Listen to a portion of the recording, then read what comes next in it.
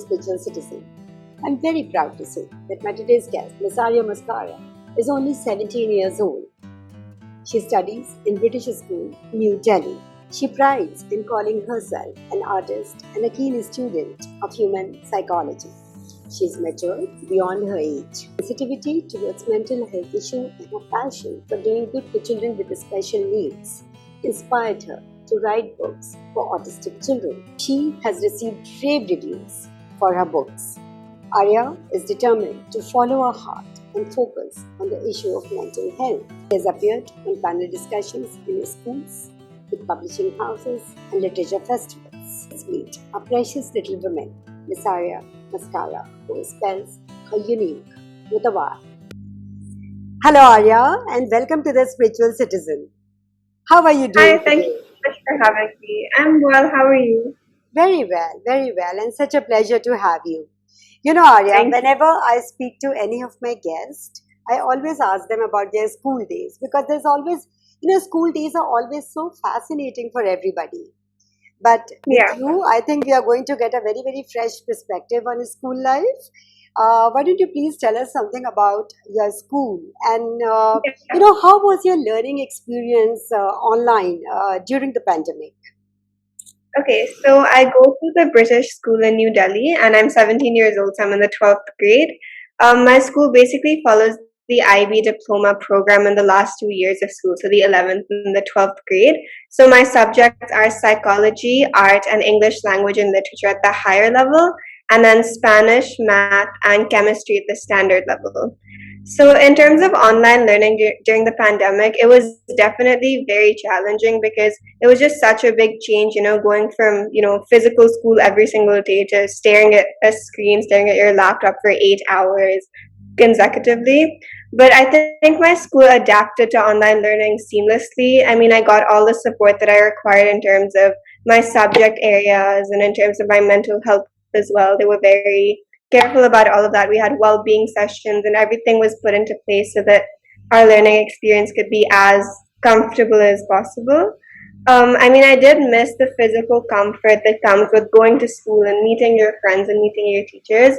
But I think now that things are opening up slowly, I'm really thankful for all of this and school's opening slowly as well. So I'm glad that I can get that experience back, at least for my senior year, because next year I'll be in college. So I was always very curious to know that how kids are managing with this online education because it's not easy, I guess. It takes a while because there's so many children on one single screen. yeah. Arya, when we were growing up, my reference point is always going to be when we were growing up. So when we were growing up, being a bookworm was always appreciated. But while reading books, we traveled in our mind. We learned about the barriers science can break. We learned about morals and emotions which we have never felt. So, do you have a favorite author or a book? And do you have a desire to meet any author? Yeah, definitely. I think in terms of, a children's author, because that kind of is what I'm doing as well, I would love to meet Oliver Jeffers. I don't know if you're familiar with him or not, but basically a Northern Irish children's author and illustrator. So it resonates with me very well. I definitely admire his creative style, and I'm also greatly influenced by it. If you look at my book, the You series, I've taken aspects of like his illustrative style and his writing style in mine. So his color palette is extremely simple. He keeps the facial features down to a minimum. So I think that's something that I've taken forward in my series as well. And I think his satirical narrative is something that I appreciate the most. So I would definitely love to meet him and just like consult him maybe one day and show him my books maybe. So, if you meet your favorite author, what are you going to talk to him? I think I would like to talk to my favorite author about the like lack of inclusivity when it comes to children's books, especially in India. And then, that's kind of what propelled me to write my books, the U series. I think there's a scarcity for educational resources in India for children with developmental disabilities. And then that's something that I would definitely like to bring up with a senior author, and maybe they could also, do something like that in their own work. Mm-hmm. So, Arya, you're a very promising young lady. and you have a very tight schedule, especially when you have to study. So, how do you take out time for writing books and painting and doing so many other things, trying to understand human psychology? How do you take out time for that? And do you think discipline plays any role in it? And do you think discipline is important? Yes, so like I said before, I'm in the IB diploma program, and this program that I'm enrolled in is extremely rigorous in nature, and it's also very, very time consuming. So it's definitely challenging to take out time for other things when I'm focused on school. But I think prioritization is a key aspect here. It's important to take out time for things that truly matter to you and for things that truly mean something to you, because I think life is always going to be busy. If not for a school student, then for someone like you, or even for a young child, I think there are always so many things that life throws at you, and you have to know how to balance your time and manage your time effectively. So I knew that I wanted to write and illustrate these books from the very beginning. So I scheduled my time accordingly because this was important for me to do. Like, I wanted to do this for myself and for others. In terms of hobbies, I like painting and I also like music. And so I think taking out time for things that I like to do for myself is one of the most important things. For my mental health, I think it's important to do things other than schoolwork that'll help me keep sane, especially in these times. So yeah, I think that discipline is definitely a key aspect when juggling so many things in life and juggling a busy schedule. Yes. So, the way you are saying, it seems that if you want to do something, you will always make time for it, isn't it? Definitely. Isn't it? So I think that's a very, very special quality in you, Arya. And you speak about inclusivity in your book, in your first book, Unique. And I think the world seems to be so divided, and it's all on the basis of exclusivity, on the basis of how physically we look and what's our color and caste. Why do you think inclusivity is so important? So I think first off, everyone deserves to feel accepted and included, regardless of their ability, regardless of their race, religion, gender, sexuality, or age. I think that it's so important to work together to build a world that's inclusive and accepting of anyone and everyone. And I think sometimes our differences are what, strengthen us, and someone's differences aren't a reason to alienate them. We need to see like our strengths in other people's differences. Because I think working together and creating a kinder, more inclusive world can help children reach their full potential. It can help them reach their developmental potential.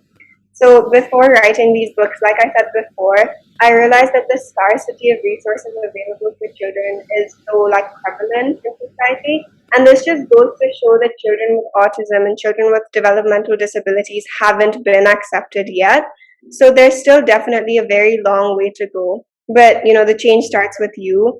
I would say that the key to acceptance is willingness, the willingness to see other individuals as unique, just as unique as you are. So I definitely think that creating a more accepting world just helps others reach their full potential. Yes. And do you think differences will be there, but it can almost be treated always like a rainbow, where all the colors are Exactly. there, and yet when you see the rainbow in whole, it's all the seven colors, and when it just merges, it becomes just simple white light, isn't it? Exactly. Yeah, definitely. Hmm. And in your second book, you speak about friendships. And friendship, as we all know, are very important for our mental health. I mean, it's got a direct correlation to mental health. And mental health is also very, very close to your heart. So please tell us something about, why do you think friendships are so important, and how do you think they can actually improve a person's mental health, and they're like an asset. Good friends are like an asset. I think you're completely right in saying that. I agree. Friendships have a huge impact on our mental health and happiness. I mean, I know that, especially taking this past year into consideration, these past 2 years actually, I would not have been able to survive without talking to my friends constantly. I think good friends relieve stress. They definitely provide a sense of comfort and a sense of joy. And they also prevent isolation and loneliness. And COVID-19 is a really, really good example of that. I think friends guide you through, your tough times, and they also celebrate with you during the good times. So, in my opinion, friends really do increase your sense of belonging and your sense of purpose. And having a good friend is so, so important to like sustain your well-being, just like be happy in life. You know, how are you so matured, Arya? You are such a beautiful lady and so matured in your thinking. Arya, you also speak about the power of words and thoughts in our life. And, I really believe in spirituality. So, how and why do you think, our words and our thoughts eventually they get converted into actions? And how do you think they can change the trajectory of our life if we use the right word and think rightly? Right, so I think words are one of the most powerful forces available to humanity and available to like society, if not the most powerful force. I think the fact that we are able to vocalize our thoughts, our feelings, our beliefs, and even our opinions is such a great privilege in itself. Raising your voice to challenge certain societal inequities or injustices is so important because, like you said, words have the power to create change.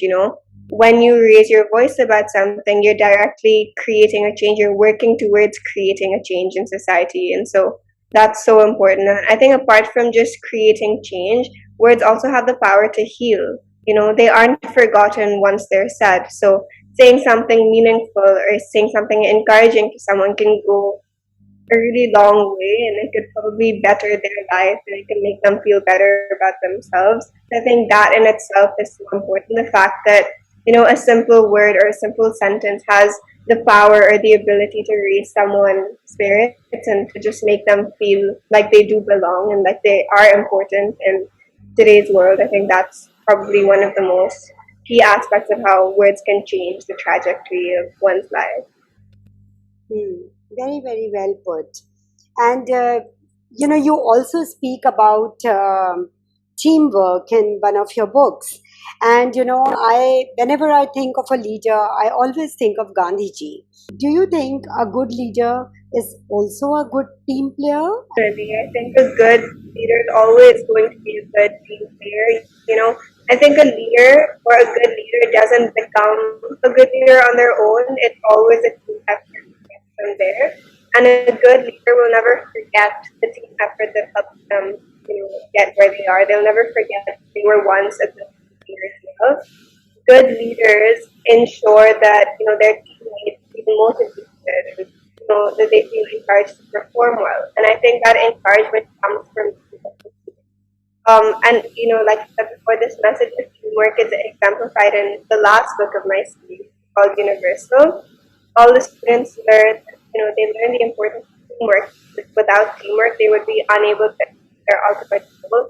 And I think this holds true later in life, not just in the book, not just for the characters. I think it's so important to acknowledge the team effort that has helped you get where you are. Because without your teammates, you probably wouldn't be as strong or as like comfortable as you are, in my opinion.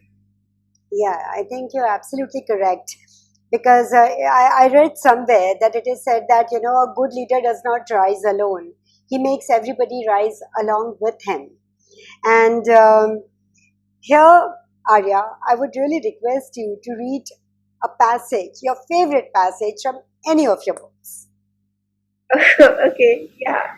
So I would like to read a paragraph from my first book. It's called Unique. Unique. Why don't you show us the other two also? Are they Yeah, around? sure. Yeah, they're right here. So this is Unique, and this is Unite. Unite. And This universal. is Universe. Yeah. Yeah. Yes. So which one you are going to read from?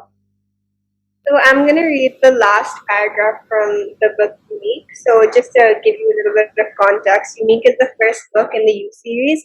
It basically follows the life of four school-going animals: the lion, the fox, the elephant, and the rabbit.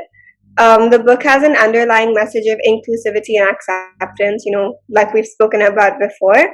And this is explored through a lesson that's conducted by Mrs. Owl, and she asks them a simple question: what makes you special? And you have done the artwork also, right? Yeah, I've done the illustrations as well. Please go ahead. So, I'm listening. okay. I don't know if you can see it well, but Mrs. Owl walked over to the rabbit and said, everyone is special in their own way. We might be different from our friends, but that doesn't mean that we aren't unique. The elephant shouted, I think you're really kind. The lion added, you're smart too, and always help me in class. And the fox said, you always listen to me when I need to talk. So they're just building the rabbit up because the rabbit didn't think that he was unique. So finally, the rabbit smiled and said, maybe I am special after all.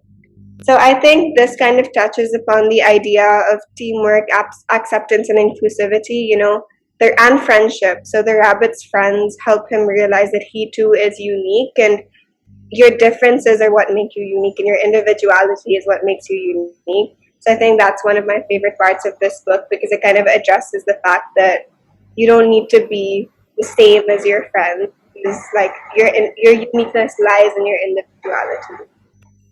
Absolutely. Your uniqueness lies in your individuality. It's very well put. Uh, Arya, when we were growing up, all of us used to have hobbies. And we would actually, use our free time and fill them up with our hobbies. So, and I think you also have a lot of hobbies. You have created this beautiful craft kit. And so we would like to know a little bit more about your hobbies and the importance of hobbies, and also tell us a little bit about your craft kit. Okay, so I'll start with my hobbies. I think pretty evident that I love art. It's a form of expression and communication to me. I think I've loved art ever since I can remember, and I've been studying it formally for about 3 years. So yeah, that's I think one of my first loves, if I can say. I also greatly enjoy music, so I'm a singer and I play the ukulele as well as a little bit of the drums. I haven't really played the drums as much because of the COVID lockdown and like my music school shut, but I do enjoy that aspect as well. And apart from music and art, I'm also an avid trekker. I've been trekking around India for about 9 years with my friends. So that's another thing that I really enjoy. And I think, like I said before, hobbies help you like unwind and they help you just take out time for yourselves, which is so important because life is so chaotic as it is. And taking out time for yourself and doing things you enjoy just helps you stay sane because I think life is a little bit crazy. Right? You definitely need some things that just help you feel at peace and things that help you feel like yourself. I think that's why hobbies are extremely significant, especially in my life. And a little bit about my crafts kit. I started it around 2.5 years ago, and it's basically a business through which I hand make and hand assemble different crafts for children aged 5 to 7. So basically, these are original designs that are created by me. And once the designs are finalized, I draw them out and I personally cut each part of the craft. And then this turns into a kit that is then sent to my customers. And apart from just sending the kit to them, I also conduct Zoom classes with younger children where we just go through the process of making the craft step by step. So it's interactive and it's a creative way of just like taking your energy out on something because I think and I mean, I started this during, I think, the lockdown because I realized that the lockdown it also impacted the younger children because they thrive on like um, social time with their friends. But because of the lockdown, that was missing. So I thought that art could help alleviate their stress, which is why this idea sort of came about. So yeah. Mhm. And that's really fantastic. I would really like to have a look at your craft kit someday. And do you think hobbies also helps us psychologically in learning to live with our own self, which is becoming a big problem with a lot of youngsters these days because they just want to do everything with someone and they don't want to do anything by themselves. Yeah, definitely. I think hobbies are like your hobbies are your own to enjoy. There's no second person that's like telling you what to do because these hobbies stem from your interests and your passion. So I think engaging in things that you like to do really does help build that self confidence because I mean more often than not your hobbies are something that you're good at, right? Like in my case, I think I'm good at art and I think I'm good at music. So whenever I engage in art or music, I feel good about myself because it's something that I enjoy doing. And because I enjoy doing it, I'm good at it. So I think that self confidence and that self esteem is also built through hobbies, which is a big issue nowadays. I think, especially among teenagers, there's so many like difficulties when it comes to self image and self confidence because of peer pressure and other things. So I think hobbies definitely do help you realize that, okay, I'm more than my friends or more than like social media and I am my own person. So I think it's definitely important to have hobbies and then engage in them. Absolutely. I mean, you're really very well put. I'm so proud of you, Arya. And Thank you so Arya, much. uh, I wouldn't let you go without asking the most important parting question. During the pandemic, everybody have been indoors, and it has really put a lot of stress on a lot of people's life, and especially on youngsters because they were so used to going out and meeting people. So, what advice would you like to give to kids your age and generally to everyone? Uh, how to make themselves more useful and creative, or anything else? Uh, please tell us. Um, okay, so I think I this might have come up before as well, but I would just like to tell everyone to embrace your uniqueness and your individuality because, like I've said before, and even though this might sound a little bit like cliche, there is only one version of yourself, and you have so much to offer to the world, even if you might think otherwise. So don't be afraid to showcase your talent. Don't be afraid to raise your voice because you are unique and you are special and you are loved. So just embrace that and embrace your individuality and don't be afraid to like step out of your comfort zone and just love yourself. I think that's very important. Arya, I thank you so much from the bottom of my heart. And believe me, the points which you have raised are very mature. The points about being inclusive and, trying to be creative, trying not to be scared of taking that faith of leap. And there are so many things, lovely things which you have told in this interview. And when a young voice speaks, do you know, I really believe that it is the loudest. And that's the reason I so really wanted you to come and speak with me. And I hope your voice thunders and resonates, as far as United Nations. And maybe your next interview should be on BBC, not with Rachna Auntie. And God bless you. And you have no idea how much I'm happy today for interviewing you, and lots of success and lots of good luck. Thank you, Arya. Thank you from the bottom of my heart for agreeing to give me this talk time. Thank you Thank so you. much for having me. I had such a good time. Thank you so much. Thank you.